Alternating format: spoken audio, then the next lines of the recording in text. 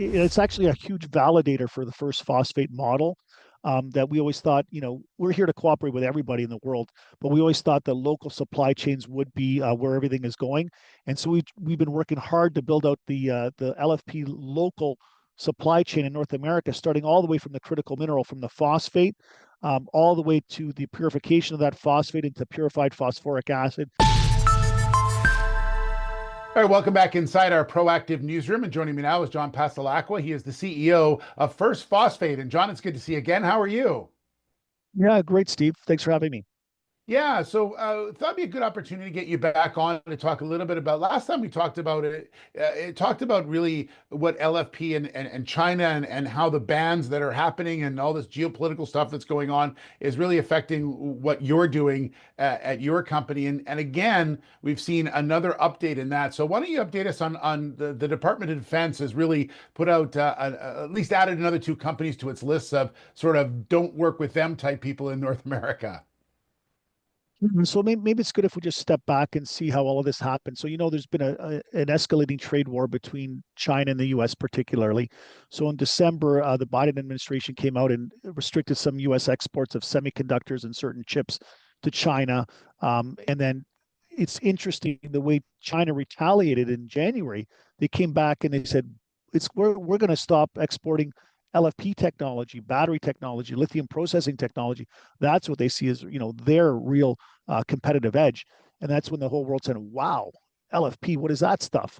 And that's when, the first phosphate narrative, becomes validated like never before. But what's happened is since that that last response from China, now the U.S. Pentagon has come out, excuse me, and has put two companies on the list of entities of concern that they feel are working with the Chinese military, and one of them was CATL. Now, CATL, just so we know who they are, they're a very large battery manufacturer, very large car manufacturer as well, out of China, and it's kind of like the GM or the Ford of batteries, of the battery world, if you will.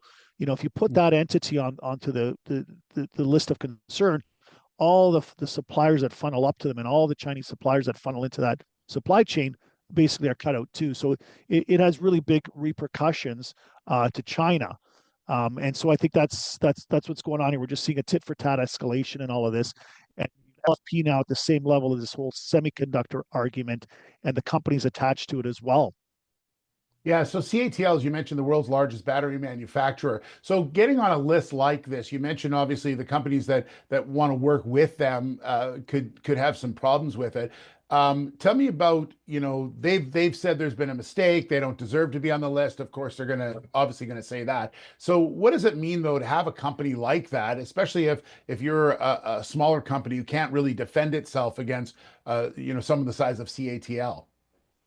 Yeah, so let's remember, obviously, this is all political stuff between the nation states. I mean, companies like First Phosphate and others, even bigger companies. We're all just trying to deal with it and trying to see where we fit in. And we're obviously for global cooperation, but we have to adapt to what our governments want. So what this means is, for instance, there's a partnership between Ford and CATL, one that's been the spotlight, and it in all back and forth trade debate for a long time. I think that partnership will probably need to come to an end because Ford just won't be able to work with them if they're on a foreign entity of concern list. Then Ford has to stop working with them. So then who does Ford go to for their electric battery program? Well, one thing that is good for North American companies that comes out of that is now they're going to have to start looking for local suppliers and start really building up the battery chain here in North America. And I mean that's what we're here for. First Phosphate, we've seen that since the very beginning, the need for a North American supply chain. We kind of predicted it since the beginning that eventually it looked like the world was going the way that it is in fact going. But what does that mean? Also, it also means that it's a long haul because most of the batteries and most of these electric vehicles and even energy storage devices based on LFP battery and other batteries are all made out of China. So it's great that now we have to do this in North America, But companies like GM, Ford, and others will have to look long and hard and deep in North America. But it's good because it starts that process coming, and we still don't know what's going to happen when the Trump administration comes on, how he's going to look at all of this. And it is a lot of posturing right now before Trump comes on board, and it's a Biden administration getting out a lot of their last little tidbits or things that they wanted to do, or posturing into the Trump administration. So, it's kind of a little bit of a sort of an arbitrage kind of twilight zone that we're in right now, and we'll really see what happens here in a few weeks once the new man on campus is sworn in. Yeah. And John, this really doesn't affect what First Phosphate's doing, right? You just continue plugging along and doing the work that you need to do. Well, like I said, Steve, it's actually a huge validator for the First Phosphate model. That we always thought, we're here to cooperate with everybody in the world, but we always thought that local supply chains would be where everything is going.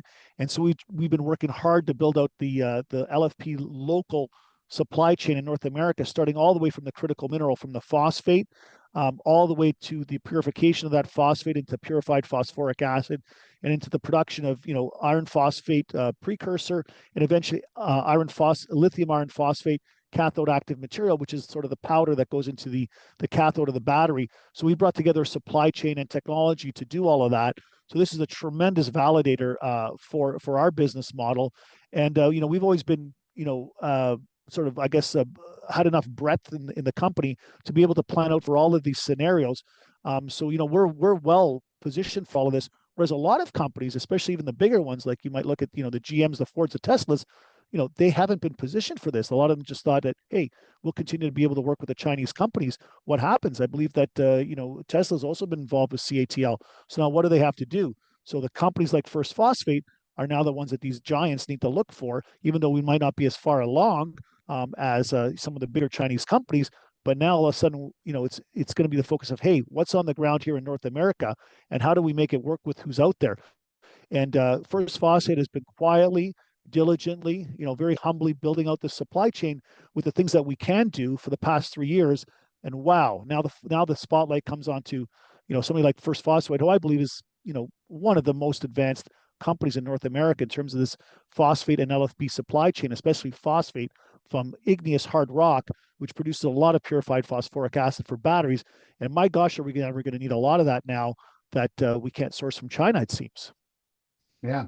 It's going to be interesting to see how it all plays out for sure. John, thanks so much for your insight. Really appreciate it. And good to see you again.